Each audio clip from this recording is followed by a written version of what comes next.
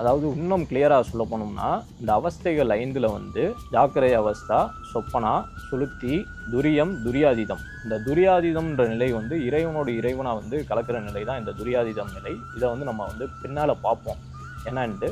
இப்போ இந்த துரிய நிலைனா என்ன, இவர் ஏன் துரிய நிலையில் இருக்காரு, துரிய நிலையில் இருந்தால் என்னென்ன பண்ணுவாங்க அப்படின்றத வந்து நம்ம பார்ப்போம். அதாவது ஒருத்தவங்க துரிய நிலைன்றது வந்து ஒரு மெடிடேட்டிவ் ஸ்டேட் மாதிரி. அந்த மெடிடேட்டிவ் ஸ்டேட்டில் வந்து அவங்க வந்து அவங்களுடைய பாடி வந்து 100 மடங்கு சக்தியை பெருக்கும். அப்படி அந்த துரிய நிலையில் இருக்க ஒரு சித்தரை வந்து நம்ம வழிபடும் போது அது நியாயமான கோரிக்கையாக இருந்துச்சு அப்படின்னா அது வந்து 100க்கு 100% உடனடியாக வந்து நிறைவேறிடும். அப்படி தான் வந்து இப்போ இருக்கக்கூடிய நிறையா பேர் வந்து என்னுடைய பிரச்சனை வந்து உடனே இந்த சித்தரை வந்து வழிபட்டேன் தீர்ந்துருச்சு அப்படின்னு சொல்கிறாங்க. ஆதிகுரு நாராயண சித்தர் வந்து துரிய நிலையில் இன்னமும் இங்கே விழிப்புணர்ச்சியோடு தான் இருக்கார்.